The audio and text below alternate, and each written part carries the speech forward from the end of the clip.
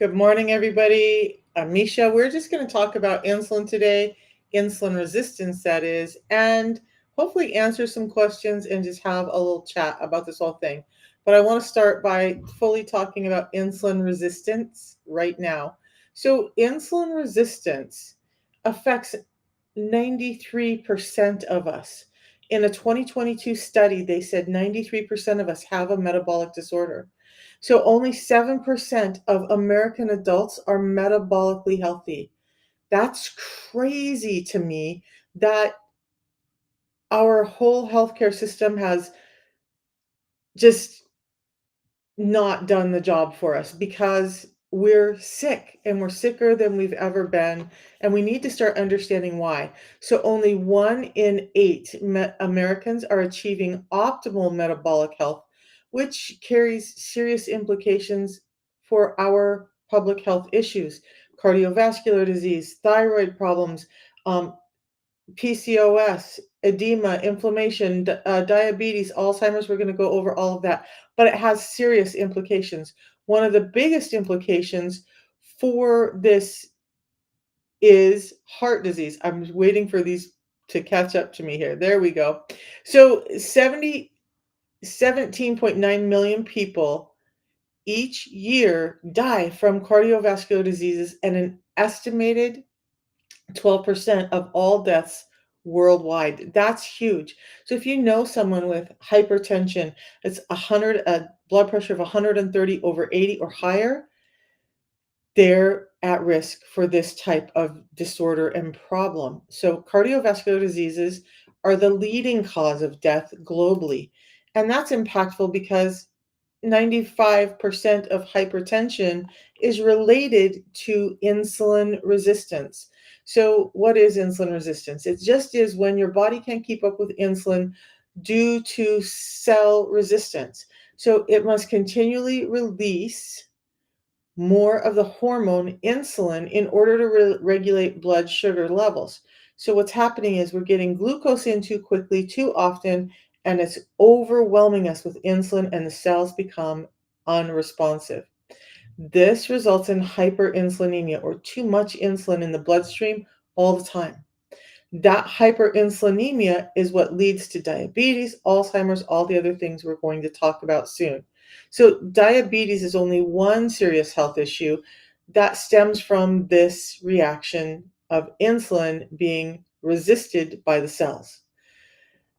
But you don't have to let things get so far that it's causing all of this damage. So insulin resistance starts with chronic carb consumption, and then your blood glucose goes up, and then your pancreas secretes more insulin, and that's putting a load on your pancreas. By the way, your pancreas eventually gets tired of doing all that work, and cells then resist insulin even before the pancreas is too tired to do its job.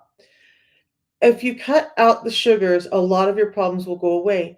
This is true for some people. Big John, I did keto for 10 years as a world champion athlete, working out 6 days a week, 3 hours a day, cutting back my sugars, doing keto, less than 50 grams of carbs a day, many days less than 20 to 30 grams of carbs. No, I never went completely zero carbs because that would mean carnivore, right? Complete carnivore. And I still had insulin resistance problems. At some point, my body had become so dysregulated, it didn't know how to act. So I agree, getting rid of as many sugars as you can is going to be a big help. But it may not be the only thing that your body needs to turn around and stay healthy. The truth is, all of us have different genetics, and all of us respond to sugar differently. I could eat a slice of bread and have my blood glucose spike way high, and the person next to me could have a slice of bread and not have any real major insulin spike at all, or sugar spike at all. Yeah, so like with you, once over 50, cut most of the sugars, not even pre-diabetic anymore. But what happens if you have kids and family and birthdays and weddings, and you have events where there's sugar involved? Are you always, for the rest of your life, going to avoid that? Or are you going to find something that's sustainable that helps you do the best you can on the days that you can, and on those other days gives you what's missing that caused you to be sick in the first place. Because we're going to get to in just a minute is it's not just the glucose that's the problem or the sugars that's the problem, it's the dysregulation of insulin. And so some people just don't do as well with just cutting sugar and they need some help. Our foods have been stripped of fiber, and that's what protects us from the sugars being uptaken in our body way too quickly. That's an issue. And so, one of the big problems is that fiber has been removed from our food. And we're going to talk a lot more about that in a minute. So, one of the issues is this is a huge problem. All of these things, fatty liver, Alzheimer's, heart disease, stroke, PCOS, high blood pressure, migraines, all of the things on this list are linked to insulin resistance. If not insulin resistance causing them, it being bidirectional, where insulin resistance and the disorder make each other worse. And I see a number of these on this list that are exactly that. So, insulin resistance isn't just this simple little thing that you can ignore. When 93% of us have an insulin regulation disorder, and we understand that all of these diseases and disorders link into insulin resistance, we need to sit up and pay attention to our health from the simplest, most direct point of access, right?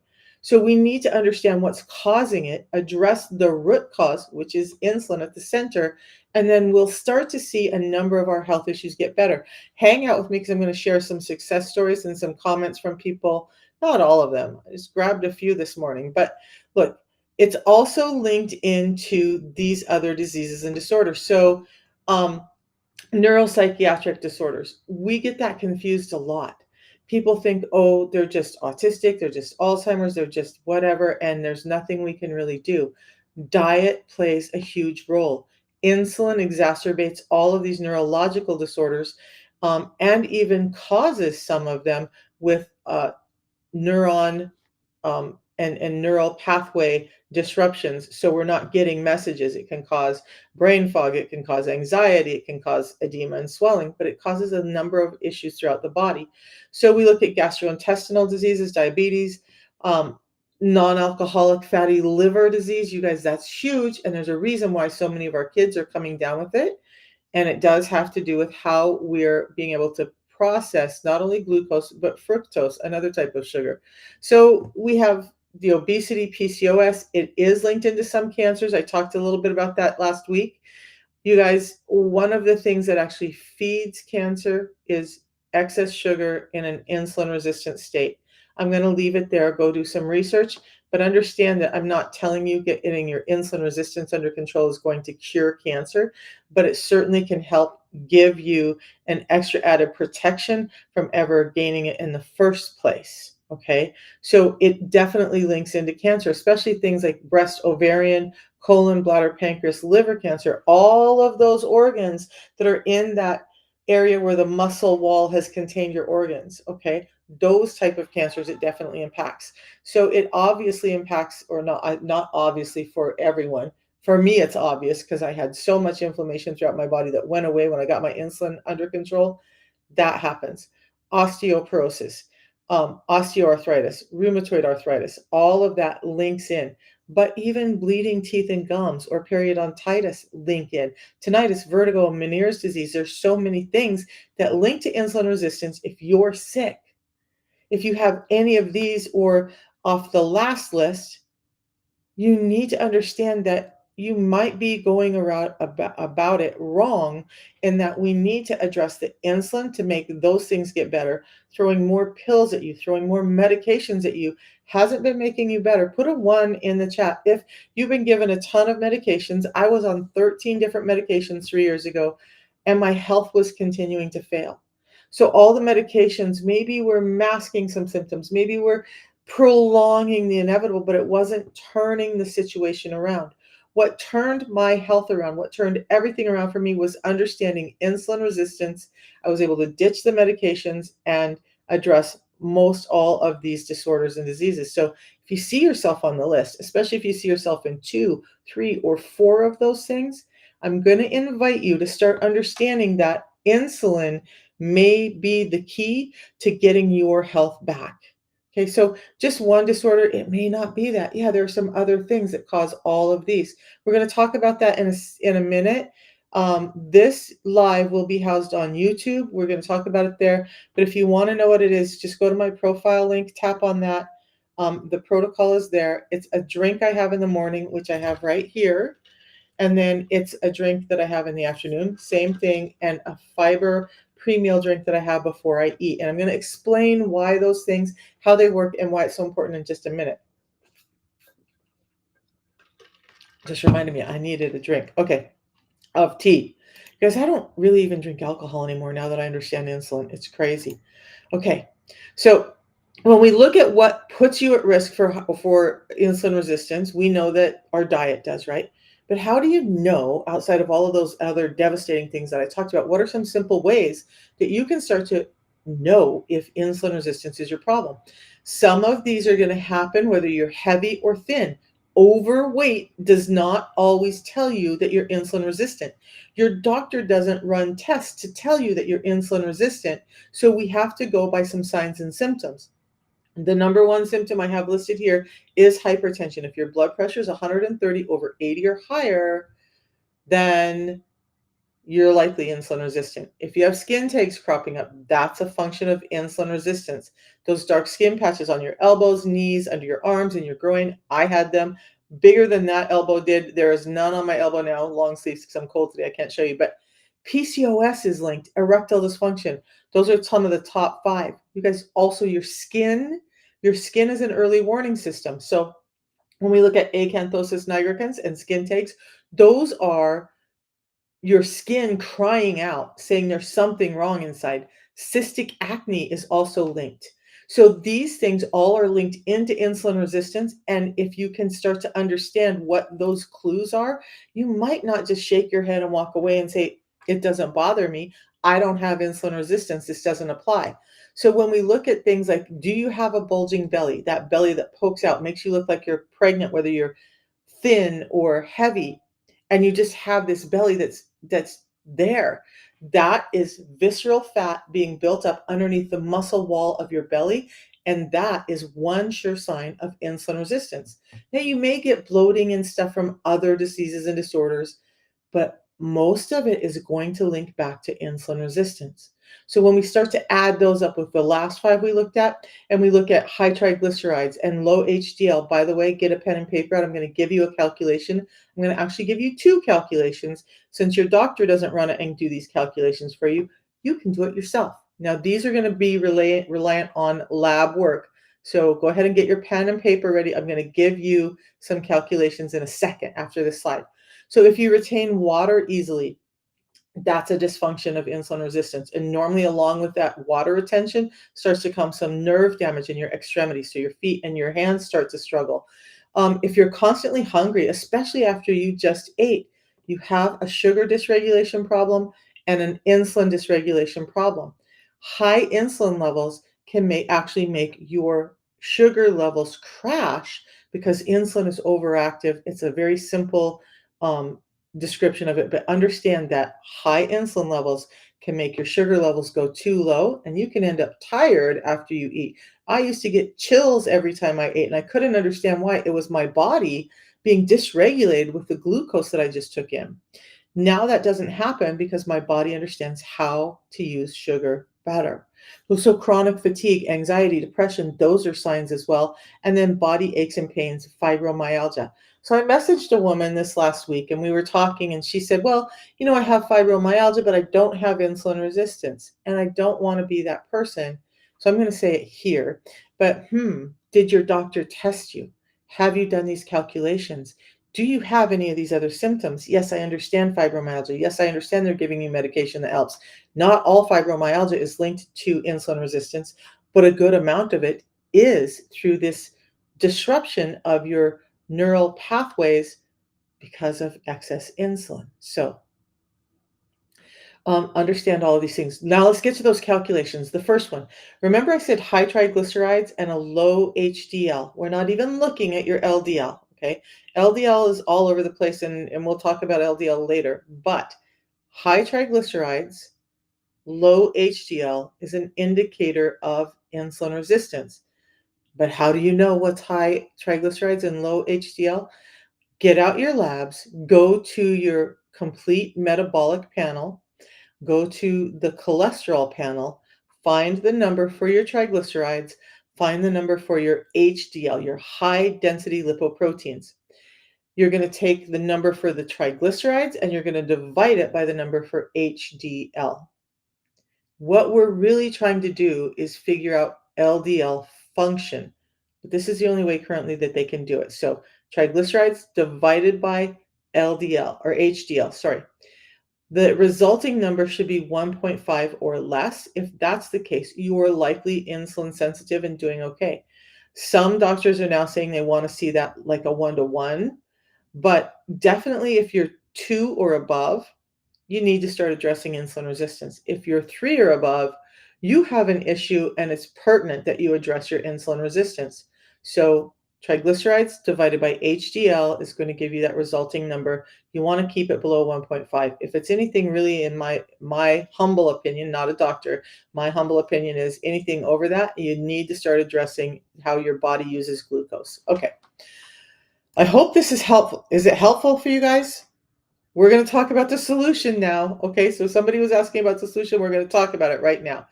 But first, I want you to understand, if you've done things like calorie counting, meal replacements, keto, intermittent fasting, box meals, meal plans, diet pills, all this stuff, and you're not getting better, there's a reason why, because you haven't addressed the insulin resistance. Now, the one thing on here is intermittent fasting.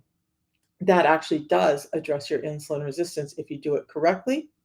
But most people find it extremely difficult to intermittent fast when they're insulin resistant because their body's crying out for sugar all the time because they have high amounts of insulin and it's delivering that sugar to primarily your fat cells, but whatever cell will take it up. And then you have excess insulin, low sugar levels, you have cravings and you want to eat, and it's hard for you to intermittent fast. I get that. So we're going to talk about how to make intermittent fasting much easier through with some real food products that are going to help you. Okay. One thing we have to understand is that willpower is not enough. So never before have we ever had to rely on willpower as much as they're requiring us to today. We have this modern food environment. Everything is full of omega-6 fats, omega-6 fats, and glucose, and less fiber and less protein. Now our nutritional system has set us up for failure. So we have work demands, we have family needs, we have time constraints, we have stress and decision fatigue. At the end of the day, how many of you guys have, I used to do this a lot. How many of you guys have ever gotten done with your day at work, be headed home, and like we have to have dinner, we have to cook for the family. I'm so exhausted. I don't want to look in my fridge. I don't want to take the time to cook. I'm tired. I'm tired of thinking. I don't want to do anymore. I'm just going to swing by someplace and grab something on the way home. It happens to more of us than we think. And it happens to you more often than you think because your willpower is just destroyed. You're welcome, friend. I see you. So understand that this is not your fault. Yes, we could all do better with cutting sugar out, right? But what happens when the food industry has set you up for failure by pumping everything up with sugar and making you crave more of it? Now you're sick and you're struggling and you're frustrated and you don't even have the willpower to do this all alone. And that's an issue for most of us. When we look at the food, this is what most of our food looks like here in America. This is what our food looks like. It's highly laden in omega-6s, it's highly laden in carbohydrates, very little fiber in any of this food, and yet this is what we eat every day. Now, do I still have hamburgers, chicken strips, pizza, chicken wings? Yeah, I do. I just know now that I need to protect myself because what I need, what my body needs, has been stripped out of all of that food. Okay. So, yeah, you're tired all the time. And that's partly because, let's stop for a second. You're tired all the time. Most likely, I should say, most likely. I'm not a doctor. I can't diagnose. I'm just telling you the information or disseminating information that I know and have learned. So, You have this high level of insulin. Insulin's job is to deliver the glucose. A lot of the cells are so inundated they don't want to take it up. Now, even though they need energy and they're crying out for energy, they refuse to take it up because they don't want to feed the dysfunction that's going on inside of your cells, inflammation, oxidation, all the stuff. Okay.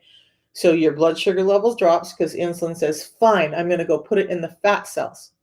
Now your fat cells are growing, your sugar levels are low, your energy levels are low, your muscles, your everything hurts all the time. Those are You're losing all your muscle, you're gaining fat, and your skin is dry. Those are very big cues that you're insulin resistant, Fran. Is it, can I tell you, can I diagnose you and say that you're insulin resistant? No, but I'm going to tell you to pay attention to the clues. And if you can do it by not adding more medications on, but by understanding what caused you to get there, maybe that would be a better, healthier way to go around this, right? Okay. So we understand that our food has been changed, but we don't understand that it's not just about all of this packaged, processed, quick food.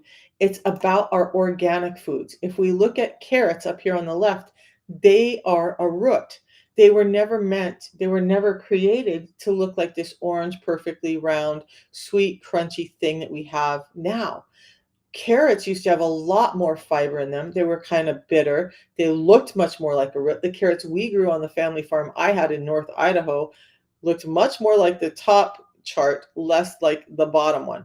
When we look at watermelon, this one freaks me out a little. I don't remember our watermelon looking like that, but I remember it looking closer to that than the watermelon we have today. Watermelon today has been devoid of fibers and enzymes that help us with all the sugar that's in there. I love watermelon, but I understand that in the state that our watermelon has been modified to today, I effectively or affectionately call it sugar water in a shell because that's basically what it is. Okay, I can't unsee what I've seen. The top picture is what our watermelon should look like: seeds, fibers, less of the sweet pulp, because that's nature's way of protecting us from getting in too much sugar. You guys, I want you to understand something. Corn is a grain. When we talk about how grains are starchy and they increase our sugar levels, corn. How many of you guys have always thought? Because this is me, you guys. I always thought of corn as a vegetable, right? We're plating up our food. We got to have a vegetable. I love corn. We'll put some corn on there. Corn is a grain, but it's been modified so much from what it originally looked like. It now resembles what we have today. Super high in starches, super high in glucose, spikes your insulin a lot, but it wouldn't if it was still in the grain form and less of the glucose, more of the fiber. This is how our foods have been modified. So even when you're going to the organic portion of the store, I'm trying to get too many words out at once, you're not getting what you think you're getting. Add on top of the modification, our farming practices have changed. Our fruits and vegetables are 40 to 75% less in nutrients than they used to be. Now we're getting in more sugar, but we're getting in less of the nutrients that we think we're getting in to be healthy. This is why I've had pescatarians and vegetarians who eat everything from the farmer's market still found success with this. They thought they were healthy, but they did the system, were able to lose weight, get rid of inflammation, have better mental clarity, because even our raw organic foods are failing us. They've been so modified and farming practices have changed so much. Okay, so we understand now. Do we hopefully we understand? I want to, before we go, this bottom picture is our grains. And when we look at that, we look at all of these layers that are stripped off of grains. This one is, I believe, is rice. But so it has this starchy endosperm in the middle, and that's what we're trying to get to. Okay, that's the part we want. But it's all of these other things: proteins, enzymes, vitamins, minerals, lipids, and sterols have all been stripped to get to that starchy endosperm. So now you have something that's spiking your insulin, but not really giving you a lot of nutritional value. It's all over our food today. And this is the truth of why we're sick. So if we could just put back some of what they've removed so that our bodies can deal with this onslaught of glucose and starches, we might start to feel better, and many people have. Okay, is this making sense to everyone? Okay, you guys, I have an ebook, and all you have to do is message me in this live or go to my profile and message me, and I will send you the free ebook, okay? Or I'll send you a link to get the free ebook, but it goes over these 6 principles. The 6 principles that I follow are these: fiber first, prioritize protein, fill with fats, and don't fear fats. We're going to talk about what kind. Control your carbs, especially those bagged box barcoded carbs. Watch the clock, mean do some time-based eating, and then move your body.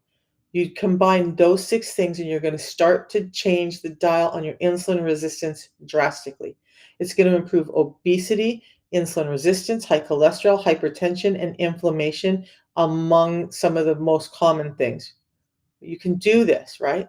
Most people just find that they have a hard time getting in the amount of fibers they need because, again, our foods have been stripped of fiber to get them to where they are. Do you know, in order to get in the recommended amount of fiber before each meal, you'd have to eat 8 heads of broccoli? 8 heads of broccoli.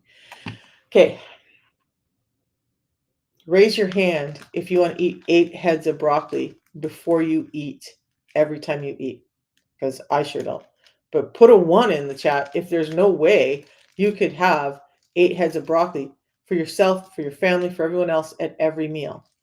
People talk about things costing too much. And yet, when I look at what we would have to do to our diet to be natural with this, it would cost us a lot of money. Can you imagine having that much broccoli, not only being able to store it, but purchasing it? That would be financially devastating. It would take up all your time to cook and prepare and shop for that. I know I was there, not broccoli, but I used to do this protocol that had I went and bought all of these vitamins, minerals, supplements, and combined them and had spreadsheets to try and address my insulin resistance. And um, it didn't work, but this helped. Okay, so user, you just got to go to my tab and then text me or go to my profile and message me because it's going to be hard for me to find that comment later. So just go to my profile and do that. Good morning, Crystal. I see you. It's so good to see your face. I don't know where you're at in the world, if you're on the trip or if you're home, but it's good to see you, hon. I hope you're on the trip. I'll be back next year. Just had a lot going on this year, so I didn't get to make trips this year. Okay, so that 6 simple principles book will go into like what proteins, you'll get a list of proteins. It'll tell you what fats. It gives you a lot of information on why those principles. Okay. Along with those principles, because many people find it hard to get in fiber, to cut back on the food they eat, you can do this system. It's a simple system. It's a tea in the morning, a tea in the afternoon, and a pre-meal drink before your meal with the biggest amount of carbohydrates. Now, I do the fiber multiple times a day because I love what fiber does for my body. And this is not just fiber, it's 7 different sources of soluble and insoluble fiber. And it has phytosterols in it. It has been proven to reduce a blood sugar spike by up to 37%. And I'm going to show you some slides on that in a second. This is what I do to make sure I get my fiber in. Do I still eat vegetables? Yes, I do. Do I still have salad? Yes, I do. Has this changed my gut health? Yes, it has. Has it helped me with my diabetes? Yes. Has it helped me reverse my hypertension? Yes. Has it helped me stop joint inflammation and deterioration? Absolutely, the system has, by addressing my insulin resistance. So a tea in the morning, a tea in the afternoon, a pre-meal drink before you eat anything. Combine that with a time-based eating pattern or a 16-8 fasting window, 16 hours fasting, 8 hours where you can eat, and that's pretty much it, you guys. You mix it in water, like I'll mix it up right now. So this is the pre-meal drink. I'm going to have it right now because I have an acidic gut. I've had some heart issues from long-term hypertension. I get nausea. I don't want to take Tums and all the stuff that can damage me more. So actually, besides just glucose regulation, I use this to soothe my tummy and build gut health. So, and because it's real food, it's gluten-free, it's halal, it doesn't have anything that's going to cause me to be ill. I can drink this as many times a day as my little intestinal system can handle. That's it. I poured it in here. I shake it up. Now I'm just going to drink this down before it thickens up.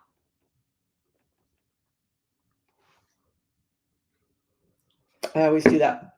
Now, instead of 8 heads of broccoli, That's what I do right when I start eating to get my fiber in and make sure that I'm protected from all the carbohydrate spikes. But let's talk a little bit about that fasting window. Now, I had somebody message me this morning. You guys, when you get the system, they send you this little graphic, but I want you to understand this is a timeline that shows you what happens when you fast, what happens inside your body. This is not a timeline that's telling you you have to eat during these hours. That's untrue. If you're a shift worker and your last meal is in the morning, then do that, right?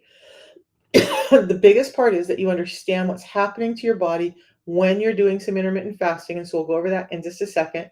You also need to understand that you just want to fast for 16 hours, eat during an 8-hour window. That's it. That timeline can switch around the clock, whatever it needs to fit you. And if you're confused by that and you order from me, just text me. Say, hey, Misha, I need to talk about my fasting window, and we'll go over it all and I'll help you figure it out. Okay. But I'm just going to be really honest because I had this conversation yesterday. If you're choosing to buy from someone else, ask them those questions. I'm here to serve the people who are utilizing my knowledge and my time and honoring that by purchasing from me. Okay. So, say you're like most people and you have your biggest meal with carbohydrates at dinner. You have your fiber first, right? Then you stop eating. No popcorn, no chips, no candy bars, no ice cream, no cereal, no whatever it is after you eat while you're watching Netflix or some whatever random movie that's on. I watch Prime, but you stop eating. So effectively, your fasting window for our timeline base starts at about 6 p.m. Now, what happens in your body is it takes about 2 hours for your blood glucose to spike up to its highest level. And then it takes about another 4 hours or 4 hours total for that blood sugar level to drop back down. So now you've made it past this glucose spike. Now, pause for a second. When people are telling you to eat every 2 hours, if you know that your blood sugars don't come down for 4 hours after you eat, what are you doing when you eat every 2 hours? You're constantly spiking your glucose. When you constantly spike your glucose, what are you creating a need for? Insulin. When you're creating too much insulin in the bloodstream all the time, it starts to become a bully. One doctor called it a dictator. I love that. Insulin kind of takes over your system and starts throwing everything into disarray because it's in control because you keep eating, telling it you want it in control. Okay. So in that respect, you are responsible for that. But now you know. Okay. You might not have known before. All these gurus who are talking about eat every 2 hours, metabolic scientists, I I dare say every metabolic scientist that I've listened to debunks that and talks about how harmful that can be. Okay. So you get to make your own choices, but think about it, do some research. I bought into it for years, and you know what? What happened was I went from about 160 pounds to 280 pounds by starting with eating every 2 hours. It damaged my metabolism. Now I'm fixing it. Okay. So back to the insulin resistance thing. You eat 2 hours to spike your blood sugars, 4 hours for your blood sugars to come back down. But it takes a few more hours after you've cleared that blood sugar out of your bloodstream before insulin gets the message. And that's where we want to get to.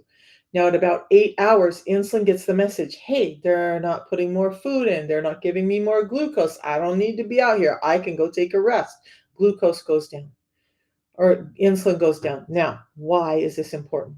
Insulin as a hormone is what they call anabolic. It creates growth. It wants things to grow in your body. It doesn't want you to deplete yourself. So it's going to stop fat breakdown. It's going to encourage fat growth. And it's going to take control of your other hormones, like your sex hormones, your thyroid hormones, your hunger, and your satiety hormones. And even cortisol gets hung up in this loop. And now the dictator of insulin is destroying you. But at 8 hours, insulin can start to go down. If you're extremely insulin resistant, it could be 10 or 12 hours before the insulin level actually comes down. It takes about another 2 hours for glucagon, the component hormone, to come out. Why glucagon? Insulin is trying to get blood sugar out of the bloodstream and deliver it to the body for energy. Glucagon is trying to raise the blood sugar in your body by eating up those fat cells, and it actually will scavenge through damaged cells to convert whatever it can back into glucose so that we have energy for the body. That always used to confuse me. Like if we're trying to become insulin sensitive and glucagon is getting out of control or getting up there, what are we doing? So it does get confusing, you guys. One of the things that nobody really talks about is, excuse me, as we become insulin resistant, we start to have a glucagon dysregulation problem as well. So now glucagon isn't working like it should. It's trying to release too much sugar back into the bloodstream.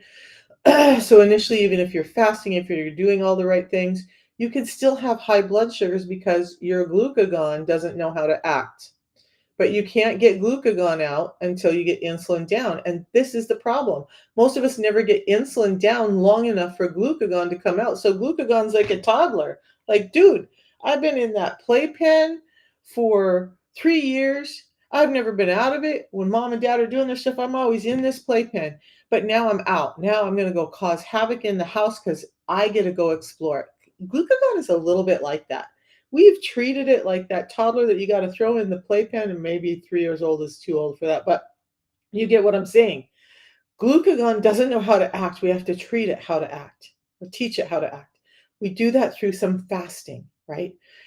And there's back doors to get some of this energy into your cells. Also, when insulin is down, glucagon coming up and releasing some glucose into your system doesn't always mean an insulin spike after, because you do have other pathways to get some of that glucose in when it's being broken down from fat stores, not necessarily when you're taking in high amounts of glucose through food.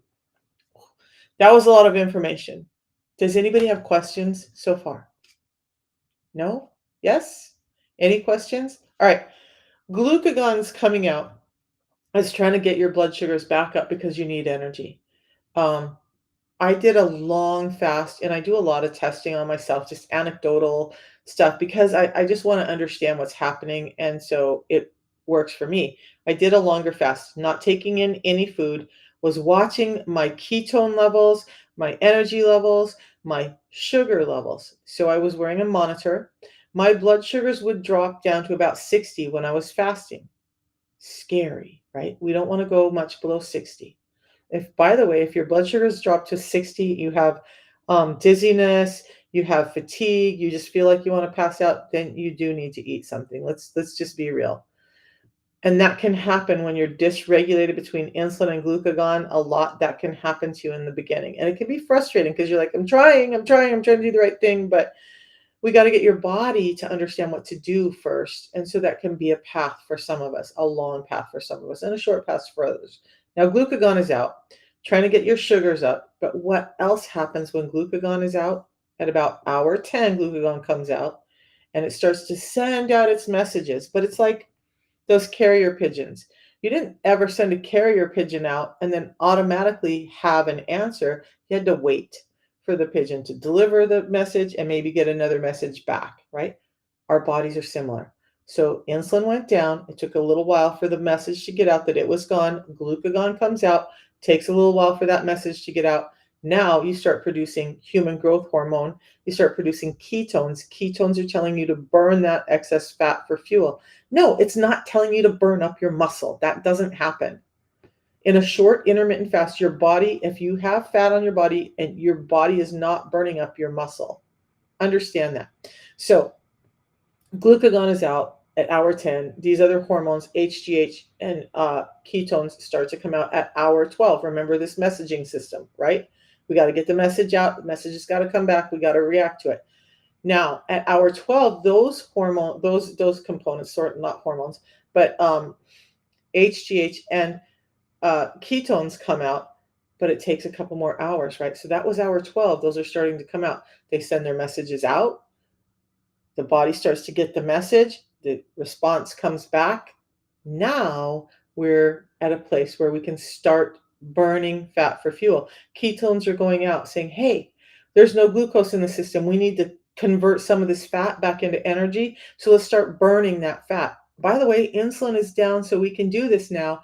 And now you're in a fat burning mode. You're allowing some cellular turnover to happen. You're allowing some weight to come off. And it's not about the calorie restriction, it's about the hormones of getting insulin down and allowing glucagon to do its job. Okay? Does all of that make sense? Because that was a lot of information. But during this 14 to 16-hour period, this is why we do a 16-hour fast, your body is ramping up fat burning. It's not allowing you to store more fat. These little ketones are running around your body going, "Yay, we need fat for fuel." By the way, your brain prefers ketones over glucose for fuel. Is there any wonder? And I saw Jen from Fiber and Fasting in here, and she can tell you. She does a lot of fasting. She's a big believer in fiber. She's a nutritionist, and she'll tell you she utilizes all these same principles. She'll also tell you this hangry, I'm fatigued stuff that people talk about during fasting. Yeah, that can happen. Let's be real. Let's be real. It can happen when you're highly insulin and glucagon dysregulated. That hangry, that mood disruption can happen because your body doesn't know what to do in this instance. When you retrain your body to act like it's supposed to in the way that we've always been meant to be, our bodies were not meant to eat all the time. Our bodies were built for some intermittent fasting and time-based eating.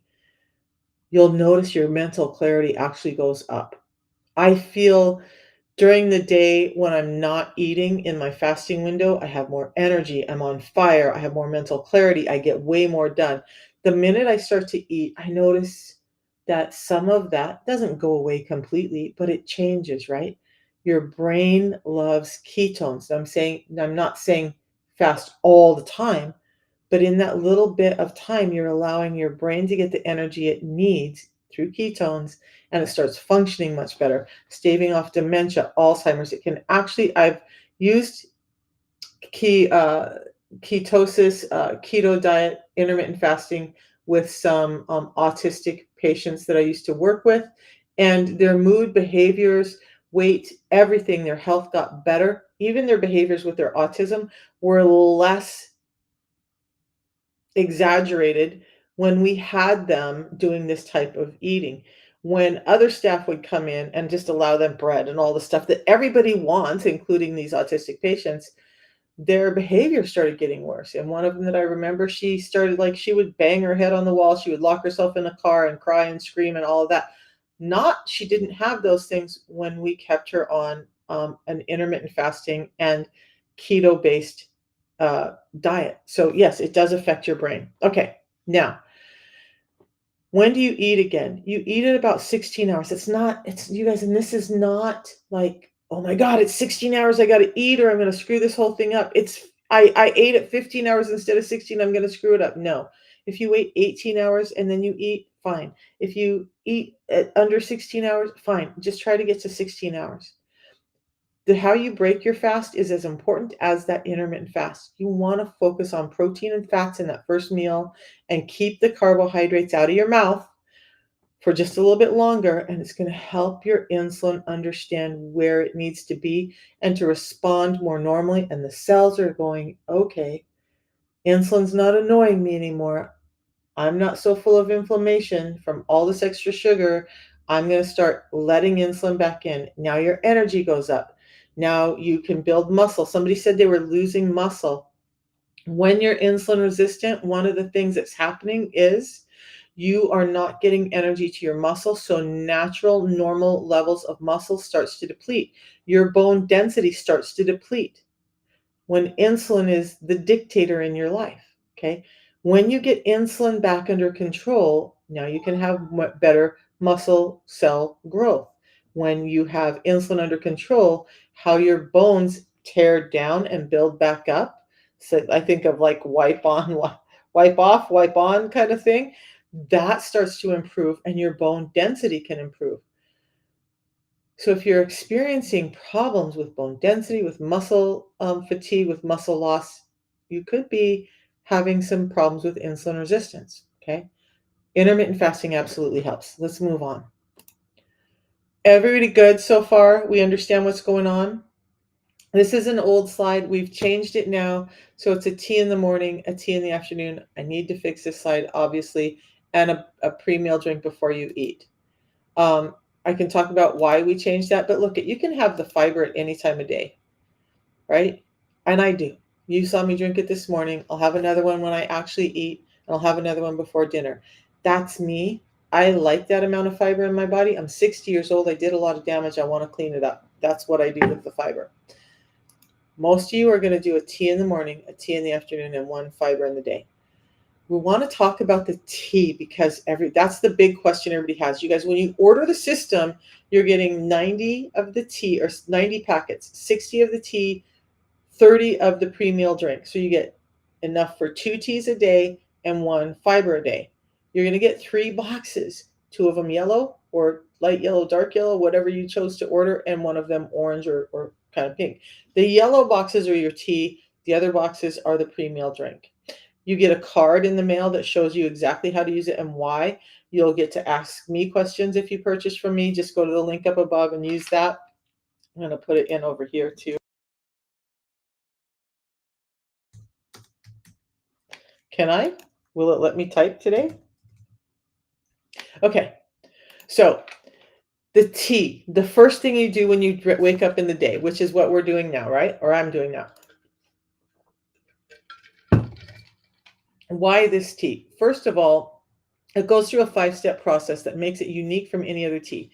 We hand pick it, we don't machine harvest it. You're getting the leaf, not the stems and all the stuff that doesn't have the components we need. We're getting the leaf, and we're getting the leaf at the right time of ripeness. That's important. We take it through a fire roasting process that helps release those components from the leaf so it's more bioavailable, or meaning your body can take it in better. Then we extract it and we concentrate it. So now we have 375 times the chlorogenic acids, which we're going to talk about, in this little packet than you would have in a regular yerba mate drink. Okay. And it's standardized so we know what's in here. There's a minimum amount that has to be in here. That's what happens when we go through this process.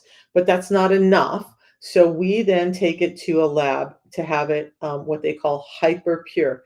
What that lab has figured out how to do is start to remove some of the pesticides, toxins, and some of those PAHs that can cause harm and inflammation in our body. So now, highly concentrated, highly purified, that's why this tea is gold.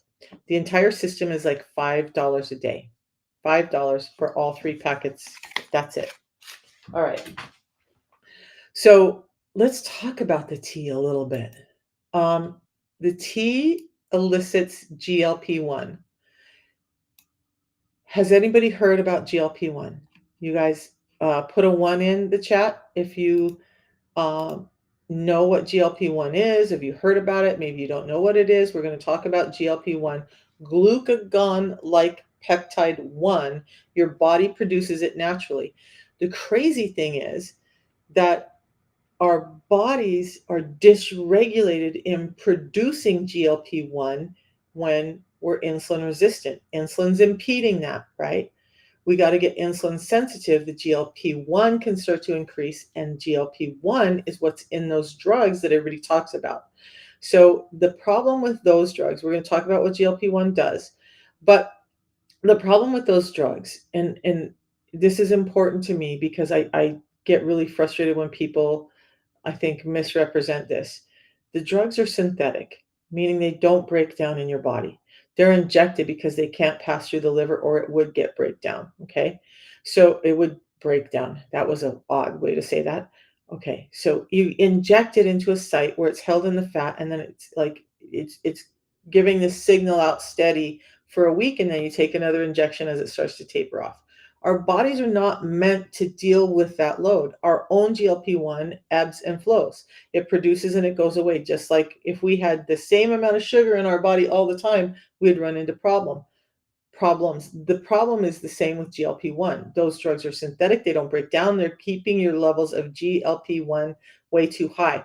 In their structure, The doses they're giving are 300 to 400 times the amount of GLP-1 that we should have coursing through our veins. That's why people are losing weight, but they're also losing muscle mass, and they're also losing gastrointestinal health. They're all losing a whole lot. They're also putting their pancreas at risk when they take those drugs. GLP-1, though, is very good. Those drugs can elicit your own natural GLP-1 along with that 300 to 400 increase by about 30 to 35%. Now, the crazy thing is this tea, not just any standard yerba mate tea, but this tea can increase your GLP-1 by 70% naturally. And that's before we start addressing the insulin resistance part. So the tea itself can increase the GLP-1 by 70% naturally. So remember, ebb and flow. It allows your body to create it when you need it. And so this is what GLP-1 does. Okay, let's talk about why GLP-1 is such a big thing right now. In your brain, GLP-1 is signaling satiety, and it's reducing your appetite, which means you're reducing your food intake, which means you're reducing the frequency at which you eat. GLP-1 is helping with all of that. Wow, I have this slide. I can't read that small of a slide. Okay, there we go. Got it. So it promotes satiety, it boosts mental and brain health, and it may reduce inflammation in the brain and improve mood and reduce symptoms of depression, all from a component that this tea helps your body create, that it's not creating now in an insulin resistant state. With your pancreas, it stimulates insulin secretion. Okay, so that seems counterproductive, right? Well, we do need insulin. We need it to control our blood sugars. Good morning, Christy. It's so good to see you, honey. I love your posts. I love your sense of humor. I always have, and I miss you tremendously. Okay, so it inhibits glucagon release. So now what's happening, allowing, instead of insulin being out of control, it's eliciting enough insulin to control the blood sugars, but it's also helping keep the glucagon down so that it's not producing more sugar in the system. But at the same time, it's not really impeding your HGH and ketones because you're fasting and you're drinking this tea. Now, it slows gastric emptying. And this is one of the things with GLP-1 in the synthetic form and the 300 to 400 times dose. It's exacerbating this whole thing. So what's happening is it's telling your gut, in just simple terms, it's telling your gut not to contract. So your gut, your stomach, your small intestine, your large intestine, they all need to contract and release. And that's how stuff gets moved through. Well, GLP-1 in that synthetic form is stopping that. So you're not contracting, you're not releasing, you're not moving stuff through as much. And this is why so many women, men as well, end up in the hospital with gastroparesis, where their food got stuck in their intestines and won't move. And now it's created a bolus that's creating inflammation, and people will have nasty, smelly burps from these GLP-1 drugs because it's too high, it's too much. Okay, GLP-1 is good in that slowing down of gastric emptying. One of the benefits of it is it helps you feel fuller longer. So you're not wanting to eat so much in a normal amount that ebbs and flows. But when we're doing these drugs and your GLP-1 level is high all the time, you're just shutting down your gut. And this is why so many people are ending up in the hospital with the drug. Okay, so it reduces cardiovascular risk factors. Now, the interesting thing with GLP-1 drugs is a lot of the things that they were originally introduced for was diabetes, but also there were some doctors using them in micro doses to help the heart because they understood how impactful it can be for the heart. But instead of this micro dose that's been proven to work for the heart, they're giving you this maximum dose that can actually turn around and bite you in the butt or in the heart, let's say. But in the normal levels of GLP-1 that we have with the tea, it's actually building heart health, and it's also building liver health. We're just going to move on now. But understand that. I hope this helps you guys make sense of those drugs and what's going on with GLP-1s.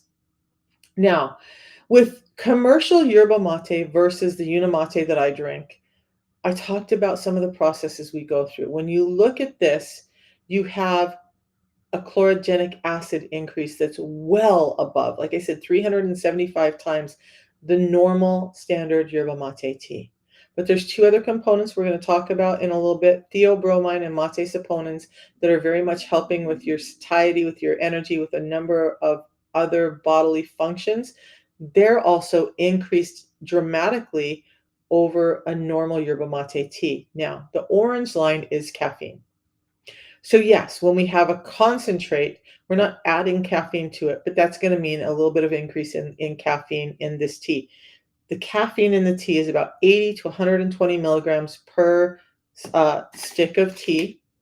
It's about the same as a cup of coffee. But because of these things like chlorogenic acids and theobromine, it mediates the energy. So you have energy that's sustained, that's not hurting your heart, that's not giving you jitters and crabbiness, but helping you feel better. There was actually a test done on this. It's a short study. They're doing a long study now. But they took 30 people and they said, for 30 days, we want you to add one of these to your day. And they tested their wellness score, how happy they were with life. And after the 30 days, there was a more than 70% increase in wellness scores from just drinking this, because it's getting nutrients to the brain, because it's allowing some of these other things to happen that the brain needs. Remember, the brain loves ketones, doesn't need glucose, needs ketones. This is helping with all of that, helping with brain function, heart function, liver function. There's actually a component in this. There's also antioxidants, anti-inflammatories in this. Helps you be satiated, helps you with sugar regulation, helps you with insulin regulation, helps you with your heart. So when they say helps overall heart health, it's like, no, it doesn't have to be that you have hypertension. It doesn't have to be that you have hypotension. It helps your heart start to function more naturally through all the components and nutrients in it. It's tea, stevia, and a little bit of a lemon flavor. That's it. But it's doing all this really good work for you.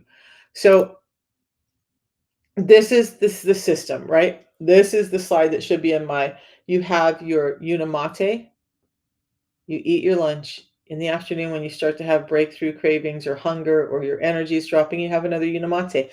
But heck, if you want to have your unimate with your lunch, do that. And then you're just going to have your balance with dinner. Now, if you're like me and you want to have extra fiber throughout the day, you can do that. You guys, it's food. It's just building health instead of detracting from your health. Um, that's the same slide. Okay. This is a card that you'll get when you order, so you'll have all the answers. Let's go back to the slide. All right, so now the tea. Some of those things that we talked about. So all of that action from the tea helps you feel great all day. You can have it at any time. You can have it in the morning. At first, I wouldn't really do it past 4 p.m. till you understand how your body's reacting to the little bit of caffeine in it. I've had it before bed and slept just fine. Because of these components that we're going to talk about, I think, is why I deal well with that energy. It doesn't keep me awake all night. But I wouldn't do it past about 4 in the start, okay? So you know how it's acting for you. It has no crashes. It's non-addictive. It suppresses your hunger and cravings. By the way, like I said, it's not hurting your heart to get you that energy. It's helping your heart. It boosts mood and mental and physical performance, and it can boost that performance by 10 to 15%. As an athlete, I wish I would have had this when I was competing. Doesn't pop on a drug test. Listed with the Cologne list. Listed with Safe Sport. It's real food that really improves endurance and strength. So now when I look at it and I'm like, okay, my top lifts were, it wasn't, some of them were great, but I had a 275-pound bench, I had a 405-pound squat, and I had a 475-pound deadlift in competition.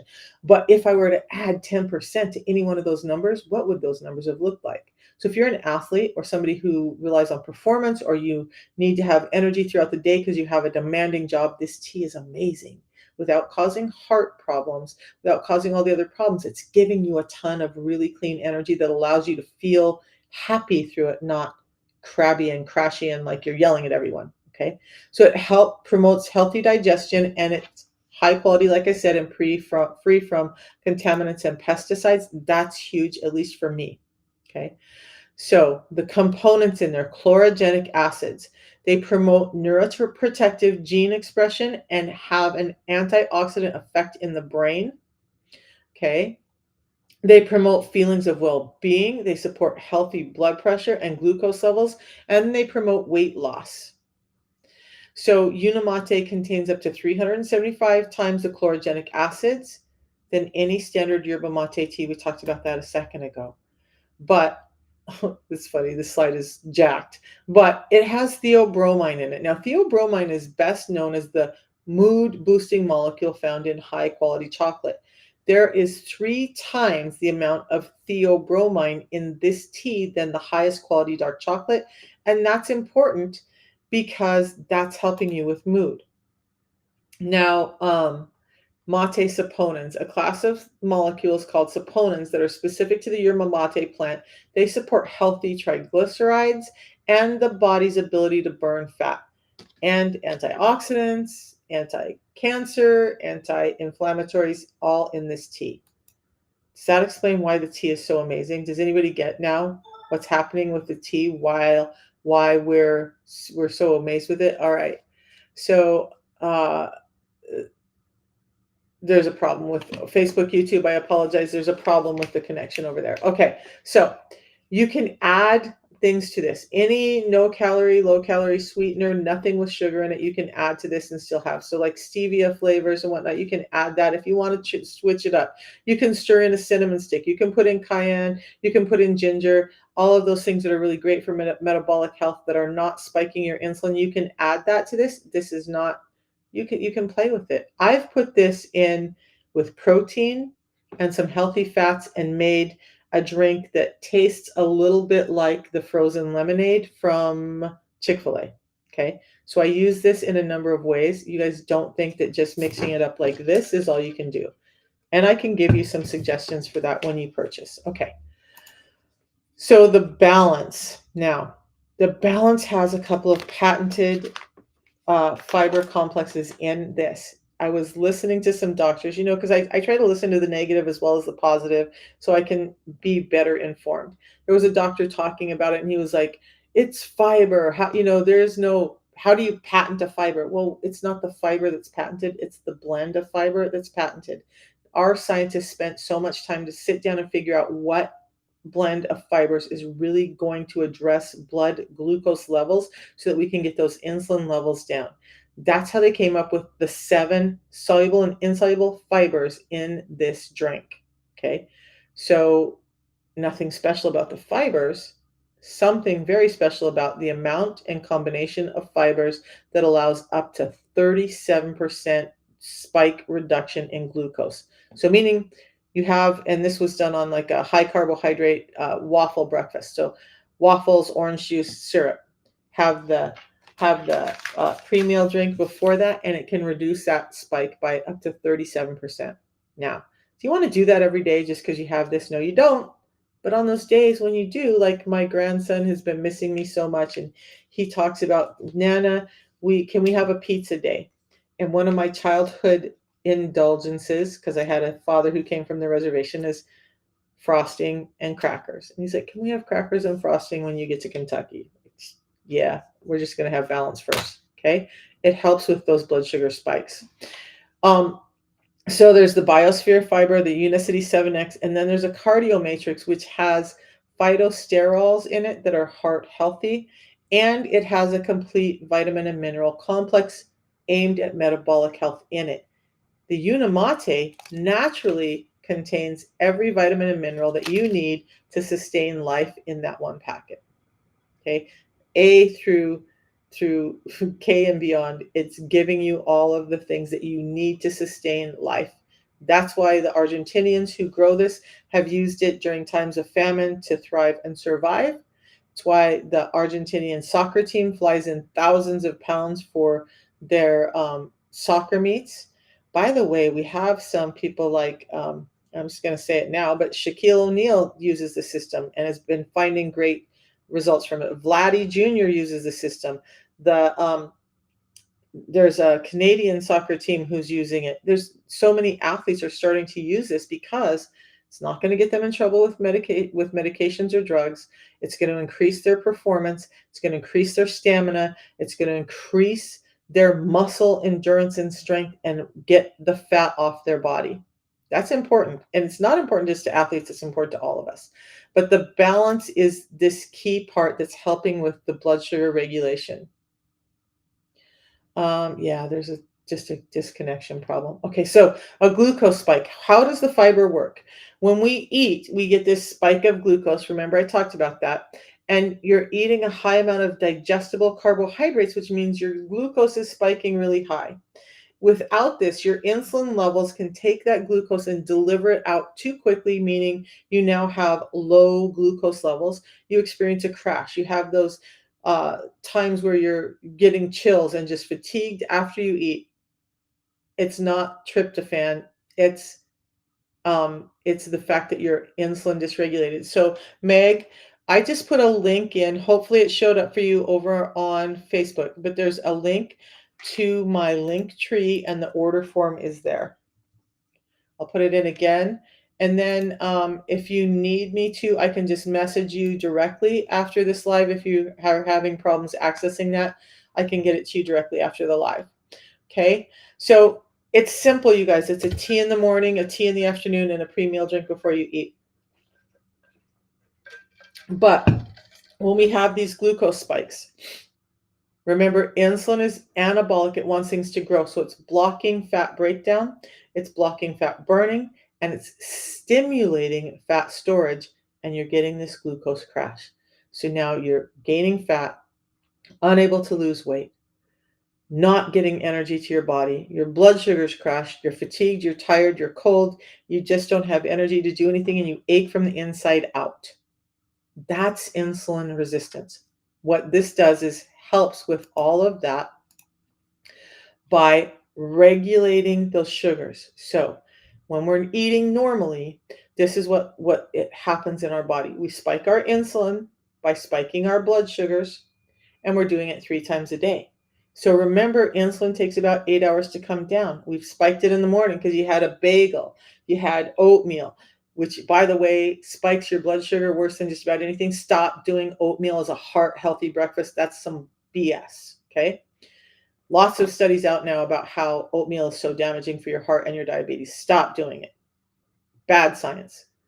Good science, get away from it. Okay. So you spike your insulin, you spike your blood sugars. It takes 8 hours for it to come down. So now your insulin is just barely starting to come down. You eat again, you spike it up again. You're telling your insulin, hey, I want you high all the time. And insulin complies and says, okay, I'm going to become that dictator. And I'm going to screw up your whole system. What this protocol is doing by adding in this fiber, by adding in this tea, is allowing us to start to slow down. So these meals on the bottom were if you have fiber before the meal, you're spiking your glucose far less. The fibers are protecting you from that. That's the job of fiber. And it means your insulin doesn't spike as much. So now it doesn't take as long for your insulin to come back down to a somewhat normal level before you eat again. And that's what balance is doing for you, is keeping those blood sugar spikes down so you can keep the insulin levels down while you eat even that pancake breakfast, crackers and frosting, a hamburger, a pizza, whatever. Do you want to do it all the time? No. But yes, you can do it. So there was something else here. Maybe I just missed it. Okay. So I didn't give you the second calculation. I'll give you that calculation again at the end. So Balance has this proprietary formula. Biosphere is that unique blend that contains 5 different sources of the fiber, and they help with cholesterol levels and slow the conversion of high glycemic carbohydrates, meaning it's keeping a blood sugar spike down. But it also has the 7X technology in it. That's a specialized blend of plant-derived polysaccharides known as viscous fibers. Now, the soluble fibers really slow down the glucose from hitting your bloodstream and how it interacts with your bloodstream. But the insoluble fibers are also helping with the dysregulation of sugar and they're helping you get that stuff moving through again. So your gut's not so slowed down and you're actually starting to move things through so it's not sitting there rotting, but it's helping with your blood sugar levels as well. So the insoluble fiber is what people normally see as the pooping fiber. And then when we look at Metamucil and whatnot, that was the slide. I'm missing it this morning. I'll have to find it another time. This helps. The viscous soluble fibers. Oops, did I say non-viscous? Viscous. Oh, I'm thinking wrong. Viscous, soluble, insoluble. The insoluble fibers are the ones that are like cleaning your gut out. These viscous fibers are helping protect your gut from the sugars. And it creates a gelatin-like substance in your system. So the cardio matrix is just a blend of plant-derived polysaccharides that are phytosterols that support the body's cholesterol absorption process. This means it's helping you balance out that cholesterol issue, also getting the sugars down, which is helping balance out the cholesterol issue. So now we're not only addressing blood sugars, we're addressing that fat that everybody's so concerned about in our bloodstream. The vitamin complex has been specifically designed to help with metabolic health. Now, something I rarely talk about and I need to talk about more. Yes, we have a bunch of studies that we've done in-house. Every company does their own studies or pays for their own studies. Every company does. But what we've done is we have partnerships with the American Heart Association, the American Diabetes Association. As flawed as they've been, we still have a partnership with them, and they have noticed how this can help with diabetes. Columbia University Medical Center, but a couple of the ones, the Cleveland Clinic, one of the world's top heart health hospitals, has done studies with this. The University of Sydney, the makers of the glycemic index, have done studies. We have way more studies and partnerships than I could put on this tile, but just know this is a science-backed company. It's not a company that's saying, oh, hey, people say turmeric works well, so let's make a turmeric supplement. No, they actually do the science to create this so that you can start to get better from insulin resistance. All right. So that's it. But what I do want to show before we're off this morning is a couple of things. So remember I gave you guys, if you were here earlier, and if you're on TikTok, just go to my tab, that How to Tell tab, and you're going to get these calculations. The first one, remember, was triglycerides divided by HDL. That's with your current labs. You don't have to have anything else drawn. You don't have to do anything else. It's going to give you a snapshot into whether you're insulin sensitive or insulin resistant. Some doctors have realized that we need a better method, so they've come up with this, which is going to require you to ask your doctor for an additional test on the existing blood work you have, or when you go to have your blood work drawn. It comes out of the brick top tube, so they don't have to draw an extra tube. It just is going to be a fasting homeostatic model of assessment for insulin resistance, a HOMA-IR. It's going to cost you about $30 extra on your lab work. But if you're concerned about insulin resistance, you want to get that number. Then what you're going to do is you're going to take that fasting glucose number that you got when you did those labs, and you're going to multiply it by that HOMA-IR, the new piece that you have not ordered before. Okay. This is a more complex calculation. So then you're going to divide it by 407. And it should be between 0.5 and 1.5. If it's above that, you have an issue and we want to get this under control. Okay. So that's what it looks like. Again, this was quick. You can follow this again on YouTube. You can go to TikTok and go to the How to Tell tab, and these calculations are both there. Now, the good stuff. So this was me, you guys. When I started the system, my health was failing. I had gone from world champion athlete to I had a walker and a cane. I could hardly walk. I wouldn't go up and down stairs because I was in so much pain. And this is me now, 3 years later. 55 pounds gone.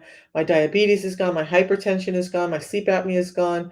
My arthritis is gone. My hair loss stopped. My chronic fatigue is gone. My skin tags, every one of my skin tags is gone. They're just gone. Within 3 months, my skin tags went away. That's going to be different for everybody. I have somebody who's been on the system for 7 months. They're like, my skin tags won't go away. But when I questioned them a little bit further, they have way less skin tags. They're just still working on getting rid of some of the others. So then we look at their diet and what some of the other things they're doing, and are they getting enough sleep, and yada yada yada, all the stuff that I coach my team on. Okay, but this is me after. Now, this is a beautiful woman that is also doing the Feel Great system. Now, she didn't have diabetes. She didn't have any of it. She had a family history of it, so she was terrified. She'd lost family members, so she wanted to get control of it ahead of time. So for her, she went from a size 14 to a size 6. It improved her gut, it reduced her anxiety, and she says she got her life back. But it's not just about the severely obese and the mildly obese. What if you're an athlete, like my good friend Christy here? She had diabetes type 2. Nobody knew it. She had IBS. Of course, nobody knew that. She had inflammation. She had anxiety. She had low energy, and yet she's a trainer and a professional bodybuilder. So, this picture, why this is here is if you could take a look at this picture, you'll see that bloating in her. These pictures were both taken in the same time in off season, right? So, same suit, same everything. You can see the inflammation in her face, in all her muscles, in her belly. She started the Feel Great system. You know, you think that these guys are healthy because this is what they do, and yet many of them are still struggling. Now she doesn't have her diabetes is under control, her IBS is under control, her anxiety is far less, and she has way more energy, but all of that bloat is gone and her muscles feel better. By the way, remember I said when you're insulin resistant, you're having problems with muscle. So she's likely to put on more muscle now that she's on the Feel Great system than she was working out with diabetes and unable to put that on. So it's not just about the extremely obese or the sick or whatever. Now, I also have a woman who has a child. I just met a woman the other day. We were talking, and I just asked a simple question: do you know anybody with diabetes? Her answer was, yes, my grandson. He's 8 years old. He has diabetes. He's struggling. He's overweight. He has mood problems. We're struggling to figure out how to deal with him. He has to do insulin every day. So he started when he was 11. He lost 35 pounds. He has type 1 diabetes. So, yes, children can do this. It's safe for children. It's safe for older adults. We have an 82-year-old who's doing the system and looks freaking amazing. He has guns.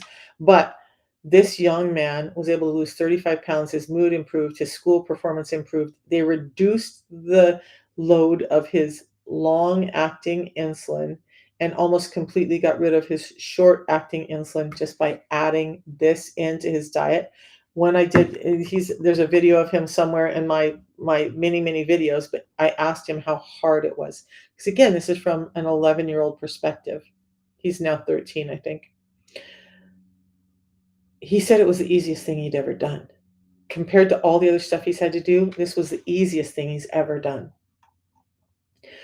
Then, this one is all messed up. But Jason here, this guy up in the other corner, apparently I need to fix these sides. But Jason has lost over 180 pounds. His doctor wanted him to do gastric bypass. They wanted to put him on those medications. They wanted to do all the stuff. He said no. He ran into me. We got him on the system. And now his life is completely changed. He's half the size that he was there. I will fix that slide. This is a lovely woman from across the country. She was a cancer survivor. She's lost over 50 pounds. Her entire family is doing this now because it helped her health so much. Mom, dad, daughter, son, all doing the system. Okay. So it's changed their entire life, all of their health, by just doing the system. And this young lady, she's a smoker. She had high anxiety. She's had a number of issues go on. I've seen pictures of her. She showed pictures of her when she was younger. Now, she still is beautiful. In my eyes, she still is beautiful. But when she was younger, what a knockout. And she was feeling devastated because she went from this beautiful, wanted woman to a woman with this belly that just didn't even want to go out in public, that was embarrassed to meet up with old friends because she felt like she didn't even resemble the woman that she once was. So now she's lost over 60 pounds. She's gotten her anxiety under control. Her moods are much better. We talk almost daily. She's doing fantastic, and all she did was this system. You guys, that's the crazy thing. But then beyond that, so I just grabbed a bunch of texts that I've gotten, and so like they're just random. So some are really good, some are less, whatever. They're just texts that I've gotten. So she had one of them said she feels so freaking good. Her energy and depression is subsiding. She's only lost 7 pounds, but it's huge, and her gut has gone down a lot. So she can get out of bed and not feel like she's just like struggling from the moment she gets out of bed. So there's so many messages I get like this. Where is this? She's not as hungry and her bowel movements are much better, less constipation. When your gut starts to work through the system, everything gets better. By the way, to get weight loss, there's so much that has to happen, but one of them is you've got to get your gut healthy. Okay. And if you want to lose weight in a healthy way, you got to take good care of your gastrointestinal system and the microbiome in there. And the system helps with that. Um, yeah, she can, and the other one said she can go up and down stairs just like me. She was having problems with that. She can do that better now. But anyway, I have tons of success stories. So does it work? Yes, it works. The proof is in the real world results that we're getting back from people, the real world answers that people are saying, "Hey, I've tried everything and nothing changed my health, but this did." So if you're interested, use the link in my bio to order. There's also a way to get a hold of me there. Just text me if you have questions. I am the easiest person. I'm also autistic, so I'm going to give you straightforward answers. Okay. But I'm never going to harangue you or harass you, but I will give you the answers that you need. And then you get to make your choice. Is this what you want to do? Or are you going to go on your own and try and do it without all of this? For me, I was not getting there doing it on my own, understanding that putting back these nutrients into my system, allowing me to have hamburgers, pizza, whatever I want when I want it from time to time, that's changed my whole world. So, you guys, thanks for hanging out. I just felt like kind of going old school and explaining the system instead of just all the diseases and disorders that are related. Does anybody have questions? And is there anything that y'all want me to talk about on Monday? I will take the weekend off because it's my downtime, it's my family time, it's my time for me. I'm probably going to go. I was doing the 10-minute talks talking about the business and some stuff um, a week or so ago, and then I just got distracted. So I'm going to be going back to that. I'm going to be sharing some struggles and some successes and some tips and whatnot about the business side of this. And by the way, there is. If you just want to be a customer, you can just be a customer and get your health back. But if you're entrepreneurial and you want to change the rest of it, talk to me about that too, because there's opportunities to do what I did. I 5x my income. I was able to live in a beautiful space when I was living on a twin bed in a hallway before I started this. So not only did it change my health, but it changed my wealth. And now I'm on fire to help people do the same. So don't be afraid to ask. Just let me know if you're interested in either one, and we'll do what's right for you. Okay. We'll see you guys Monday. Message me if you have questions. Message me if there's something you want me to talk about. Message me if you have something you want me to look up. I'm more than happy to help you guys. But understand this one system is what's changed all of these people's lives, my life, and we're doing it without medications. I ditched 13 different medications, and this is all I do and have a real life now. All right. We'll see you guys later. Thanks, you guys, for your input and your comments. And I appreciate each and every one of you. We'll talk to you later. Have a great day.